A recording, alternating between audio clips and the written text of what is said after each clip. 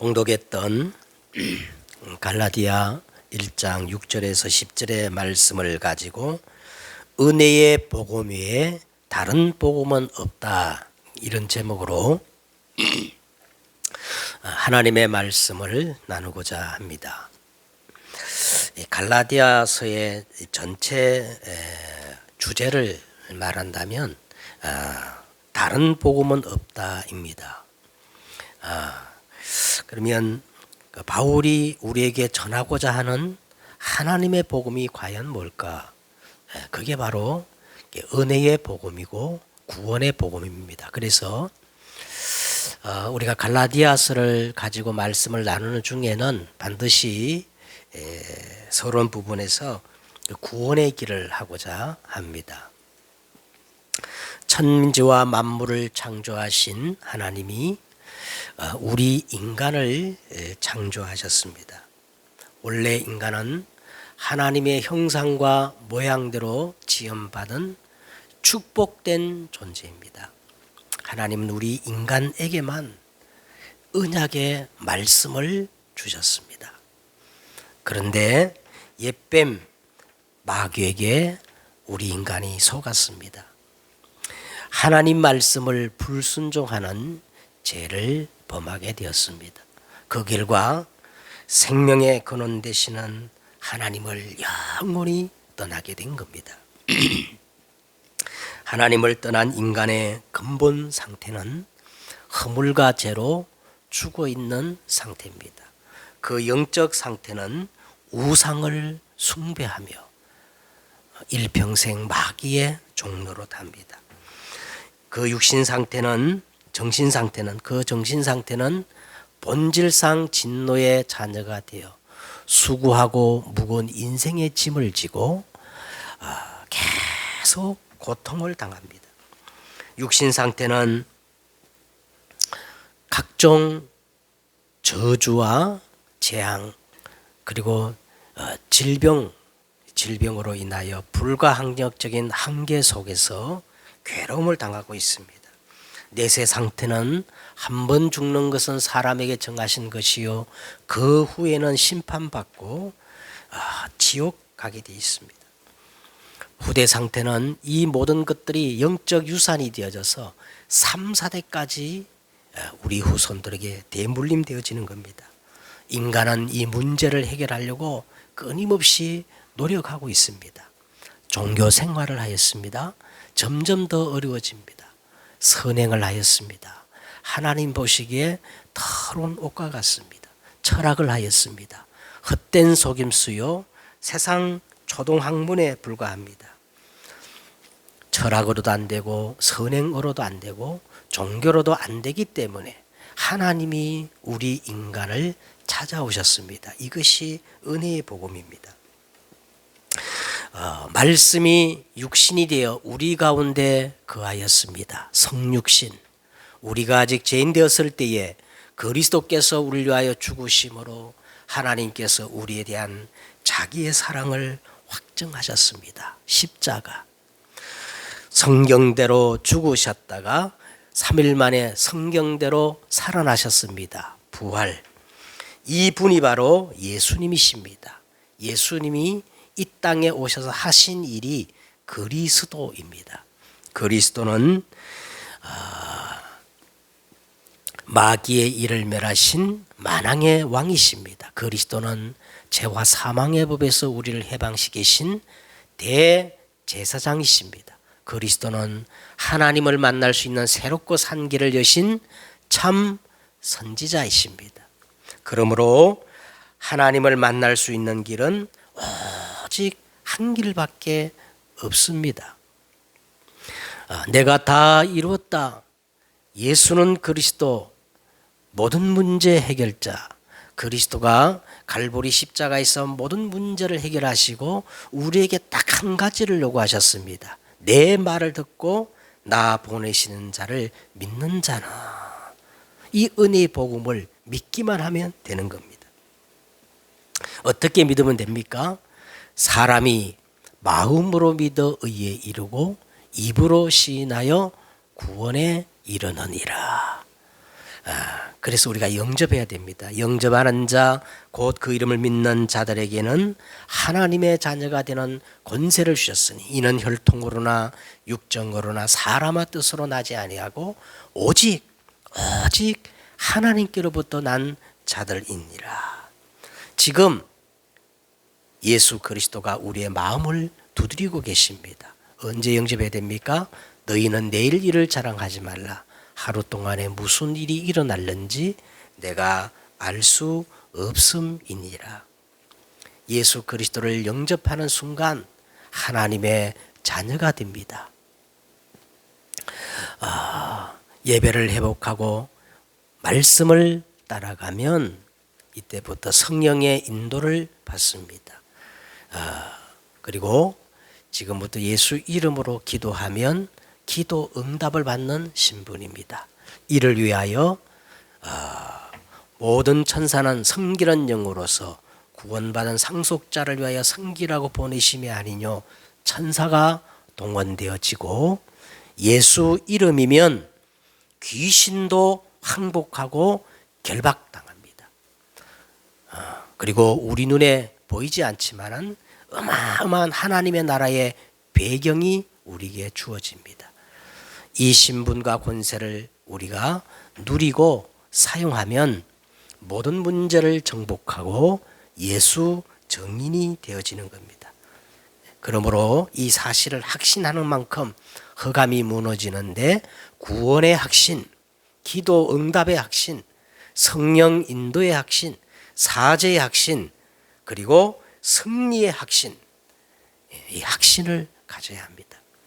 그리고 생명의 양식, 하나님의 말씀으로 양육을 받으면 믿음이 성장되어지고 하나님이 가장 기뻐하는 것이 예배인데 예배를 회복하면 모든 것들이 회복됩니다. 마지막으로 하나님이 우리를 구원하신 목적이 있는데 함께하기 위함이요 또 보내사 전도도 하며 나와 같은 문제 속에 있는 사람들에게 이 복음 전하여 영적 문제를 치유하기 위함이라고 그렇게 말씀하고 있습니다. 사도 바울은 지난 시간에 이 갈라디아서를 시작하면서 30부분 인사가 채 끝나기 전에 자기의 그 사도권 사도 바울의 그 사도권을 강력히 주장하였습니다. 왜 바울이 처음부터 사도권을 그렇게 집요하게 또 긴 문장을 할애해가면서 그토록 강조했을까요? 왜 그러냐 하면 참 교회의 시작은 마태복음 16장 16절 주는 그리스도시요 살아계신 하나님의 아들이십니다. 이 고백을 바탕으로 그걸 반석으로 세워진 교회가 참 교회입니다. 그리고 참 고백 위에 세워진 교회가 참 교회이기 때문에 이 사도권이 무너지면 지금까지 바울이 전한 모든 그 복음의 정통성이 상실되어 버리고 교회의 그 기반이 무너지기 때문에 바울이 자기의 사도권을 강력하게 주장한 것입니다. 그리고 이 갈라디아서를 이제 마무리하면서 갈라디아서 이제 6장 6절에도 바울이 이렇게 말합니다. 가르침을 받는 자는 말씀을 가르치는 자와 모든 좋은 것을 함께하라. 우리의 신앙도 마찬가지입니다. 그리스도 안에서 변화된 나의 이 정체성을 놓쳐버리면 구원받은 자라 할지라도 계속 사단에게 이용을 당할 수밖에 없어요. 록펠러를 여러분 아시겠죠? 록펠러의 그 어머니가 평소에 록펠러에게 이렇게 강조하고 마지막 유언으로 남겼다 그래요. 너는 이 세상 어떤 사람들보다도 목사님을 가장 귀히 여기고 목사님을 존경하라 했다. 그리고 반드시 예배에는 30분 전에 가서 맨 앞자리에 앉으라 그랬어요. 왜 그러냐면 여러분 우리 인생은 이 하나님께로 오는 은혜의 복음 아니면 다른 소망이 없기 때문에 그렇습니다. 자, 오늘 이제 읽었던 이 본문은 사실상 갈라디아서 이제 본론으로 들어가는 내용인데, 여러분 6절을 한번 보세요. 6절 처음을 보세요. 6절에 이렇게 시작합니다. 그리스도의 은혜로, 누구의 은혜로? 그리스도의 은혜로 너희를 부르신 이를, 그랬어요. 그리스도의 은혜로 너희를 부르신 이, 이렇게 시작합니다. 여러분 중에 누군가가 이렇게 질문하면 어떻게 대답하시렵니까? 도대체 기독교의 복음이란 게 뭐냐? 교회 가면 복음 거리는데 기독교의 복음을 정확하게 나에게 알려달라. 그러면 여러분 어떻게 설명할 수 있을까요? 사도 바울이 그토록 전하고 싶었던 참 복음이 뭐고 다른 복음이 도대체 뭘까요? 자, 4절을 한번 보십시다. 4절. 여러분 4절을 될 수 있으면 외우면 좋습니다. 왜냐? 이 4절이 가장 기독교의 복음을 정확히 표현했기 때문에 그래요. 우리 다 같이 한번 읽겠습니다. 시작. 그리스도께서 하나님과 우리 아버지의 뜻을 따라 이 악한 세대에서 우리를 건지시려고 우리 죄를 대속하기 위하여 자기 몸을 주셨으니 영광이 그에게 세세토록 있을지어다. 이게 은혜의 복음이요, 가장 기독교의 정확한 복음의 설명이라고 이렇게 말씀드릴 수가 있어요. 그래서 저는 한 주간 동안 이 말씀을 계속 외우면서 묵상을 했는데, 여러분 갈라디아서와 성경은 사실 이 두 개의 충돌입니다. 뭐와 뭐의 충돌이냐? 율법과 은혜의 충돌이에요. 율법과 은혜의 충돌이에요.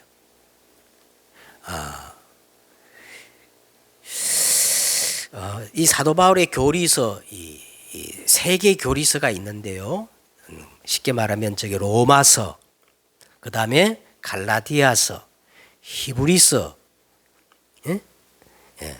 이게 이제 바울의 아주 중요한 교리서 세 권인데, 여러분 그 읽어보시면 사실은 이 두 개의 충돌입니다. 율법과 은혜가 계속 충돌하는 거예요. 그런데 사실은 율법과 은혜는 서로 충돌하여 배척하는 그런 관계가 아니고 서로 상호 관계입니다. 서로 상호 관계예요. 자, 그런데 오늘 이 갈라디아 교회의 어떤 이들, 오늘 갈라디아에 보면 어떤 일들, 거짓 교사들이 살며시 들어와서 이 율법과 은혜의 관계를 잘못 호도시켜 버린 거예요. 바울은 오직 은혜로 구원을 받는다고 가르쳤는데, 이 거짓 교사들은 물론 은혜로 구원을 받지만 은혜를 거부하고 여러분 오직 율법을 행해야 구원받는다 그러면 이 갈라디아 교인들이 금방 눈치챘는데, 이 거짓 교사들이 들어와서 뭐라 그러냐면, 물론 바울이 가르친 것처럼 은혜로 구원을 받지만 그것만으로는 부족하다는 거예요. 다른 뭔가가 더 필요하다는 겁니다. 복음으로 충분하고 완전하고 모든 것으로 안 되고 다른 뭐가 필요한데, 그게 바로 모세의 율법과 할례를 행하여 구원이 비로소 완성됐다고 이렇게 가르치는 거예요.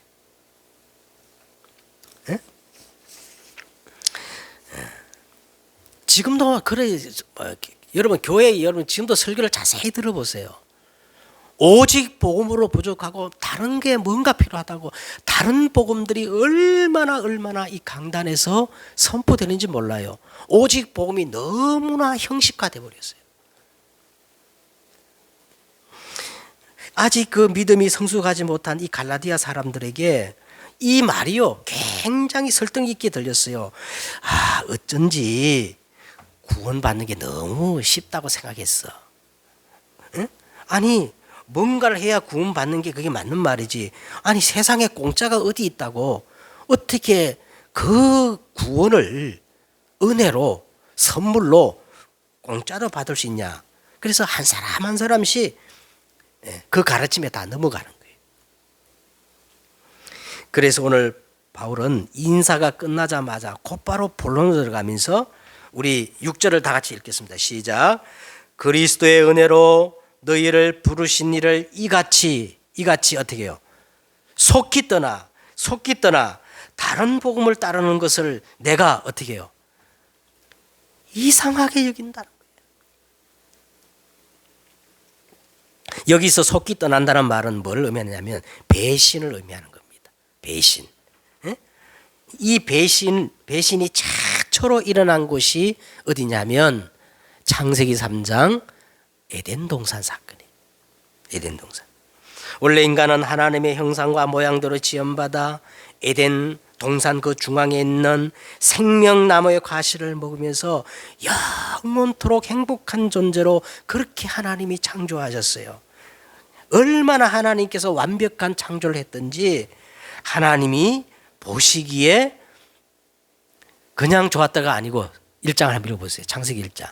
하나님 보시기에 심히 좋았더라. 그 정도로 하나님의 창조는 완벽한 창조였습니다. 그런데 옛뱀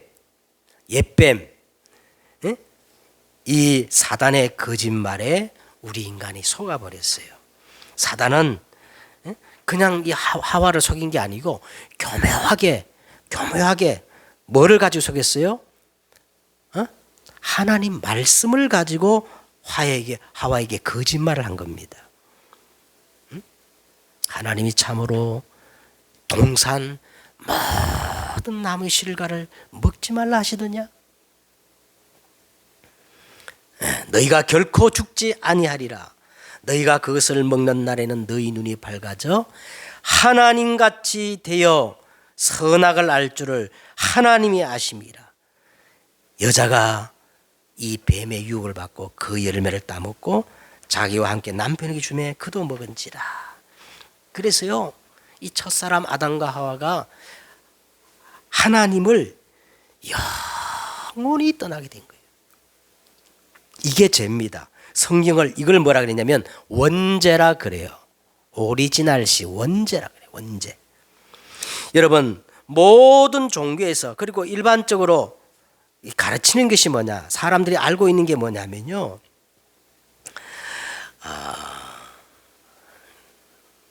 이 자범죄를 죄로 생각하고 있어요. 근데 이거는 사실은 이 윤리와 도덕적인 죄는 죄로 말미암아, 근본적인 죄로 말미암아 오는 정상에 불과한 거예요.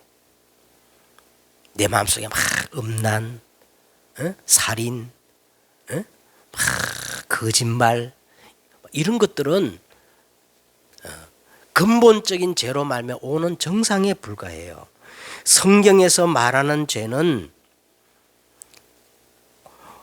관계 개념입니다. 관계 개념. 관계가 끊어진 것을 성경은 뭐라 그래요? 원죄라 그래요. 하나님과의 우리 인간의 관계가 단절된 것, 끊어진 것을 뭐라 그러죠? 원죄라 그래요. 그 결과가 죽음입니다. 아니, 나무가 땅을 떠나면 죽잖아요. 물고기가 물을 떠나면 죽잖아요. 생명의 근원이신 우리 인간이 하나님을 떠난 순간, 그죠? 정령 죽으리라. 죄의 삭은 뭐예요? 사망, 죽어 있는 거예요. 하나님을 떠난 이 인생을 예수님께서 아주 비유적으로 설명한 게 있어요.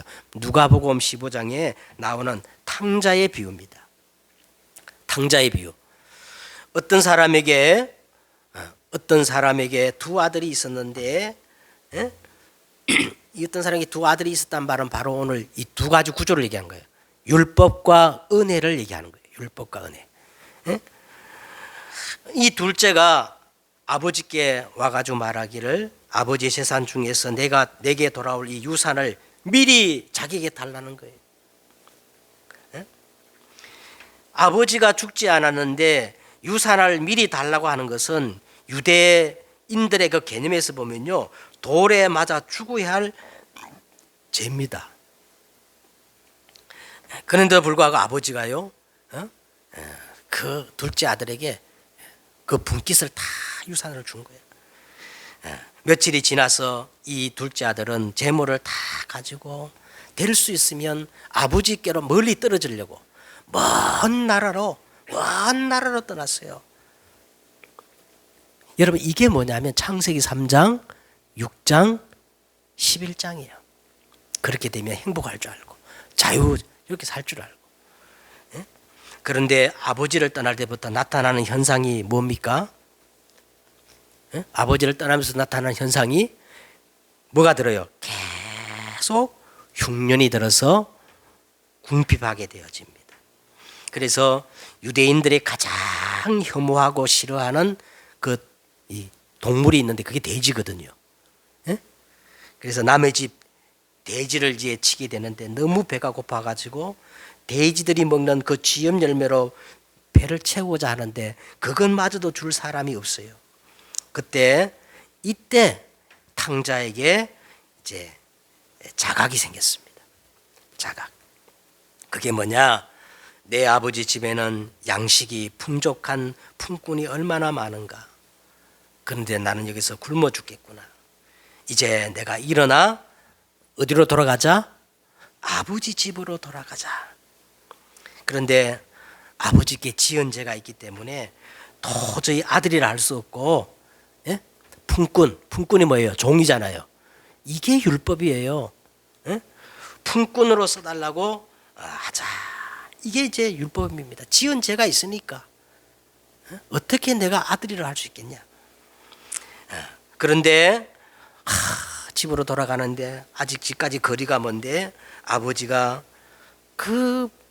나와서 매일같이 기다리고 있는 겁니다. 탕자를 보자마자 막 측은히 익어서 한 걸음에 달라와 가지고 목을 안고 입을 맞추고 반겨주는 거예요. 그리고 종들에게 이르기를 제일 좋은 옷을 가져다가 입히고 손에는 내 아들이라는 이 신분을 나타내는 가락지를 끼우고 또 발에 신을 신겨라. 그리고 살찐 송아지를 잡아 잔치를 벌여서 우리가 먹고 즐거워하자. 이 회복하시는 하나님이십니다. 이게 복음이거든요. 그런데 마다들은 밭에 있다가 돌아와서 막 집에서 막 풍악과 춤추는 소리가 들리고 잔치하는 걸 보고 그가 뭐 했다냐? 노했다는 거예요. 굉장히 노하고 들어가기를 싫어하는 겁니다. 자, 이것이 바로 오늘 바울이 말하는 다른 복음을 전하는 유대 거짓 교사들의 모습이었던 겁니다. 자, 그러면 오늘 본론적으로 바울이 오늘 본문을 통해서 우리에게 전하고자 하는 내용이 뭘까? 오늘 여러분 본문을 읽어보시면 세 가지를 얘기합니다. 첫째는 뭐예요? 다른 복음은 없다. 두 번째는 뭐예요? 저주를 받을지어다. 세 번째는 뭐지요? 나는 누구의 종이다? 그리스도의 종이다. 10절에 사람의 사람을 좋게 만들고 사람을 기쁘게 하는 그런 사람이 아니고 자기는 누구의 종이다? 그리스도의 종이다. 이 세 가지를 오늘 바울이 우리에게 말씀하고 있습니다. 자, 먼저 첫째로 다른 복음은 없다. 6절과 7절입니다. 그리스도의 은혜로 너희를 부르신 이를 이같이 속히 떠나 다른 복음을 따르는 것을 내가 이상히 여기노라. 다른 복음은 없나니 다만 어떤 사람들이 너희를 교란하여 그리스도의 복음을 변하게 하려 함이라.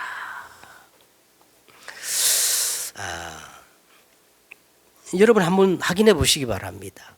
이 세상의 모든 철학과 학문, 심지어 종교까지도 어떤 가르침을 주냐면 한결같이 인간이 뭔가를 하면 된다는 거예요. 한결같이 인간이 뭔가를 하면 된다 하는 겁니다. 인간이 노력하면 뭐든지 할 수 있다는 겁니다. 모든 종교도 사실 여기에 기본 바탕을 두고 있어요. 인간이 선행하고 수행하고 고행을 하고 공덕을 쌓으면 신이 될 수가 있고 해탈해가지고 부처가 될 수가 있다는 거예요. 하지만 여러분 기독교는 인간 안에 있는 어떤 가능성을 부추겨서 그것을 정진시키는 것이 기독교의 목적이 아닙니다. 기독교는 인간은 절대 절망적인 존재라는 거예요. 철저하게 율법의 거울을 들여대 가지고 이 절대 절망의 인간의 실존을 적나라하게 깨닫게 하는 겁니다. 이게 율법의 기능이에요. 율법의 기능이 뭐라고요?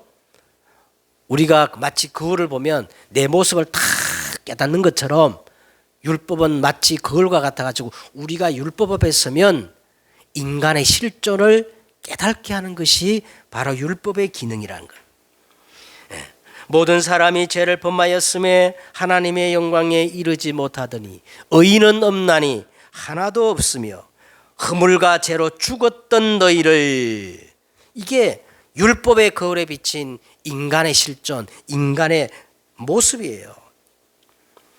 유대인들은 이 모습에 화들짝 놀라가지고 율법에 비친 자신들의 모습을 인정하지 않고 그 거울을 깨트려버린 거예요. 이 사건이 바로 십자가의 사건인 겁니다. 그러나 택함받은 자의 은혜는 뭐냐? 택함받은 하나님의 자녀는요, 이 율법의 거울에 딱 서면 나는 절대 안 되는 존재이기 때문에 구원자가 필요하다, 그리스도가 필요하다, 그걸 깨닫는 겁니다. 뭐 우리가 이제 교회 생활을 하고 이렇게 신앙 생활을 하다 보면은 저분을 보면 참 신앙이 좋아, 그렇게 말하는 사람이 있죠. 근데 일반적으로 저 사람이 신앙이 좋다 할 때요, 저 사람은 한 번도 교회를 빠지지 않고 주일 성수를 해. 10의 1조를 꼭 참 헌신하는 거 봐봐. 얼마나 특심이야. 우리가 이런 기준으로 볼 때 저 사람은 참 신앙이 좋다, 그렇게 할 수 있지만, 근데 성경을 우리가 보면 그거는 부분적인 잘때는 될 수 있지만 적어도 성경이 말하는, 성경이 강조하는 그런 기준은 아니라는 거예요. 그럼 성경의 기준이 뭐냐면, 성경의 기준은 네가 참 내가 하나님이 의로 여긴다, 잘했다, 그 기준이 뭐냐면요, 내가 이 은혜의 복음, 십자가의 복음을 어떻게 이해했는가, 그 십자가의 복음을 내가 마음으로 어떻게 받아들이고 있는가, 이것이 성경의 기준인 겁니다. 이것이 성경의 기준이에요. 자, 한번 넘어가서 9절에 한번 보세요. 9절에 보니까 너희가 받은 것 외에 다른 복음을 전하면 저주를 받을지어다 그랬어요. 저주를 받을지. 내가 너희에게 전한 이 복음 말고 너희가 받은 것 외에 다른 복음 전하면 뭘 받으라? 그런데 너무나 안타까워. 지금 한국과 세계교회는요, 받은 것 외에 다른 복음들을 너무 많이 선포하고 있어요. 어떤 복음이냐? 세례 요한의 복음을 전가합니다. 신비주의거든요. 어떤 복음을 전가하느냐? 예레미야의 복음을 전가해요. 마태복음 16장 13절에 예레미야의 복음을 전가해요. 막 파괴하고 국석거려주고, 이게 복음인 양 그렇게 선포하고 있어요. 그건 잘못된 건 아니지만 그게 복음의 본질이 아니에요. 은혜의 복음의 본질이 아니에요. 그리고 세례 요한의 복음을 이게 뭐냐? 사회를 개혁시키고, 사회 구조를 개혁시키고, 막 혁명을 일으키고 데모를 하고, 또 한 가지 선지자 중에 하나 다원주의거든요. 아니, 그분들이 다 전하는 말씀이 성경에 다 있는 내용인데요, 여러분, 아무리 좋은 내용이고 성경에 나오는 내용이라 할지라도 그것을 구원의 조건으로 말한다면 그건 다른 복음이에요. 구원의 유일한 조건은 누구밖에 없어요. 누구든지 주의 이름을 부르는 자는 구원을 얻으리라. 여기에다 다른 것도 다 보태면 다른 복음이 되어지는 겁니다. 그래서 오늘 바울이 말하기를 너희가 받은 것 외에 다른 복음을 전하면 저주를 받을지어다. 자, 그래서 오늘 두 번째는 바울이라는 사람은 이 은혜의 복음을 증거하기 위해서 자기 생명을 다 바친 사람. 그 전도자 입에서 오늘 보세요. 저주란 말이 오늘 몇 번 나옵니까? 2번이나 나오는 거예요. 에? 아니 그 사람들을 구원시켜도 모자라는데 완전히 저주를 받을지어다. 하늘에서 내려온 천사랄자도 저주를 받을지어다.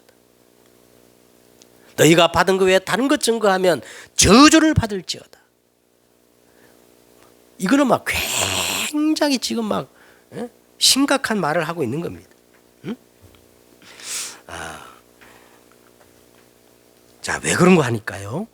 요한복음 10장 10절에 해보세요. 요한복음 10장 1절에 10절에 보니까 예수 그리스도만 온전히 생명으로 들어가는 유일한 문이에요. 그렇죠? 예수 그리스도 말고는 다른 문이 없어요. 그런데 나보다 먼저 오거나 다른 데로 넘어가는 자는 예수님 뭐라 그랬습니까? 다 이 영혼, 가장 우리 인간에게 소중한 영혼을 도둑질하는 절도요, 강도라는 겁니다.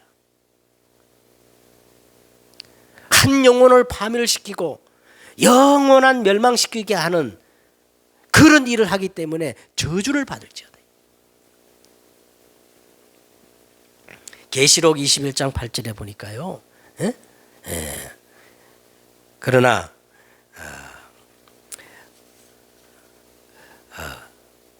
두려워하는 자들, 이 불과 유황불에 던져지는 자들의 그 내용이 나오는데 어떤 자들이 지옥불, 불과 유황불에 던지느냐. 첫째는요, 이 구원의 확신이 없는, 두려워하는 자.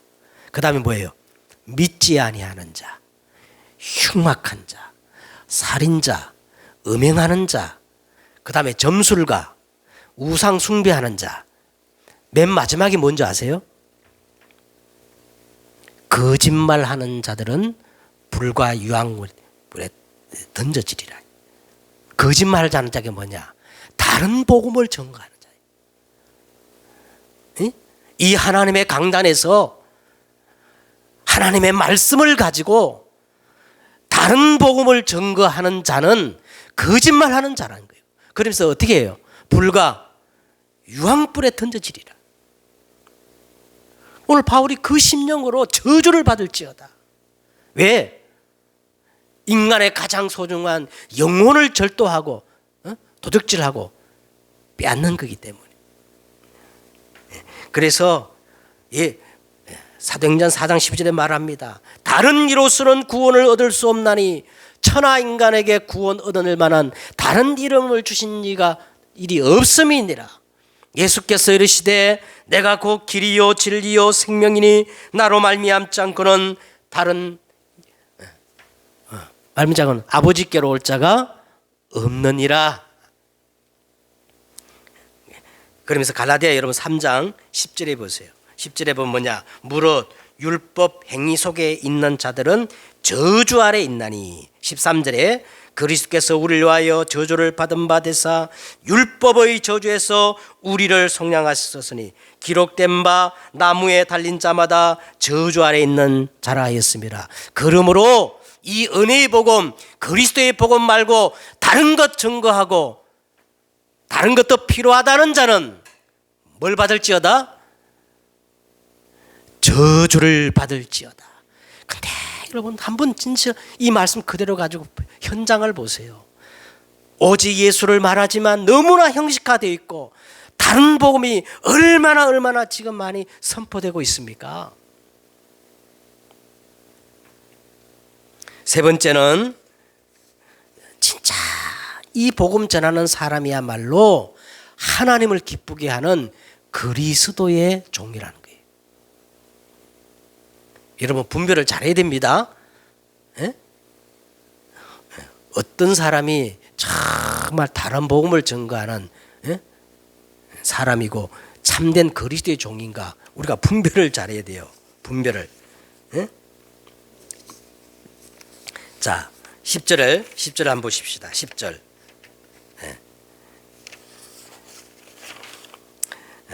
이제 내가 사람들에게 좋게 하랴. 하나님께 좋게 하랴. 사람에게 기쁨을 구하랴. 내가 지금까지 사람들의 기쁨을 구하였더라면 누구의 종이 아니다? 그리스도의 종이 아니니라. 아니 바울이 이 복음을 전하고 이제 왔는데 갈라디아에서 어떤 일이 벌어졌냐면 이 거짓 교사들이요. 가만히 도는 어떤 사람들이 왜 바울이 값없이 은혜로 구원을 받는다고 했느냐? 그거는 성경 말씀이 아니고 쉽게 말하면 바울이 사람들의 인기를 얻으려고 그렇게 복음을 값없이 단순하게 그렇게 전했다는 거예요. 쉽게 말하면 사람들의 그 마음을 얻으려고 인기를 얻으려고 사람들이 듣기에 좋은 그냥 공짜로 그냥 값없이 구원을 받는 그런 복음을 전한 거다 이게. 자, 이 말에는요 사건의 배경이 있습니다. 정확히 사도행전 14장을 읽어보시면 사도행전 14장 읽어보시면 바울이 1차 선교 때에 이고니온이라는 곳에서 복음을 전하다가 거의 막 돌에 맞아 죽을 뻔했어요. 그래가지고 막 도망을 쳐가지고 도망한 곳이 어디냐면 루스드라라는 곳입니다. 루스드라에서 바울이 안전뱅이 남에서부터 안전뱅이를 일으키는 기적을 행했잖아요. 그러자 바울을 막 죽이려 하던 사람들이 갑자기 막 변해가지고 신들이 사람의 형상으로 우리 가운데 내려오셨다 해가지고 이 바울과 바나바를 모셔놓고 제사를 드리려고 한 겁니다. 이때 바울이 옷을 찢고 이렇게 말합니다. 소리질러 이르기를 여러분들이여 어찌하여 이러한 일을 하느냐. 우리도 여러분과 같은 성정을 가진 사람이라 여러분에게 복음을 전하는 것은 이런 헛된 일을 버리고 천지와 바다와 그 가운데 만물을 지으시고 살아계신 하나님께 돌아오게 하려 함이라 하고 계속 은혜의 복음을 전한 겁니다. 그러나 이고니온에서 이 바울을 뒤쫓아온 이 사람들이 무리를 충동시켜서 바울을 돌로 쳐 죽이는 그런 일이 벌어지잖아요. 바울이 바로 이 사건을 상기시키는 겁니다. 내가 정말 사람에게 인기를 얻고 사람을 기쁘게 하려고 했다면 그때 내가 경배를 받았을 것이다. 그러나 나의 목적은 사람을 기쁘게 하는 것이 아니고 죽을지언정 오직 예수만 그리스도고 이 예수 그리스도만 진정으로 속박과 억압에서 구원할 구원자심을 전하는 것입니다. 그래서 오늘 바울이 이제 이렇게 말한 겁니다. 이제 내가 사람에게 좋게 하랴 하나님께 좋게 하랴 사람에게 기쁨을 구하랴. 내가 지금까지 사람의 기쁨을 구하였더라면 그리스도의 종이 아니니라. 자, 이제 결론을 맺겠습니다. 은혜의 복음에는 다 다른 복음입니다. 은혜의 복음 말고 다른 거 필요하다는 사람들은 저주를 받을지어다. 이 은혜의 복음이 뭐냐면 내가 노력해서 하나님을 찾아간 게 아니고 이 은혜의 복음은 뭐예요? 하나님이 나를 어떻게 해요? 찾아오셨어요. 찾아오셨어요. 사도행전 여러분 24장에 나오지요. 바울이 나는 이 은혜의 복음을 증거하는 일을 마치려면 나의 생명도 조금도 귀한 것으로 여기지 아니하노라. 그 은혜의 복음이 뭐냐면 내가 노력해서 얻어낸 복음이 아니라 하나님이 나를 찾아오셨어요. 요한복음 1장 14절에 말씀이 육신이 되어 나를 찾아오신 겁니다. 찾아오셔서 어떻게 했어요? 우리가 아직 죄인 되었을 때 그리스도께서 십자가에 죽으심으로 하나님께서 우리에 대한 자기의 사랑을 확증한 게 은혜의 복음입니다. 거기서 끝난 게 아니에요. 고린도전서 15장 3절에 보니까 성경대로 죽으셨다가 성경대로 3일 만에 살아나셨어요. 부활입니다. 부활하신 그리스도가 이 사실을 믿고 영접하는 자 속에 요한복음 14장 16절에 내가 아버지께 구하겠으니 그가 또 다른 보혜사를 너에게 주사 영원토록 너희와 함께 있게 하리니 그는 진리의 영이라. 세상은 능히 그를 받지 못하나니 너희는 그를 아나니 그는 너희와 함께 거하심이요 너희 속에 계시겠습니다. 할렐루야. 이게 은혜의 복음입니다. 이 은혜의 복음을 여러분 적극적으로 붙잡고 다른 거 다 거부해도 돼요. 이 은혜의 복음은 충분합니다. 이 은혜의 복음은 완전합니다. 이 은혜의 복음은 모든 것 되십니다. 이 하나에 모든 비밀이 들어있음을 알고 오직 유일성 재창조의 응답을 받는 여러분 되시기를 주의 이름으로 축원드립니다. 기도하겠습니다. 하나님, 다른 복음이 난무하는 이 시대에 오늘 바울이 말하는 이 은혜의 복음 속에 강한 저들이 되어지게 하옵소서. 주 예수 그리스도의 이름으로 기도드려 싸움나이다. 아멘.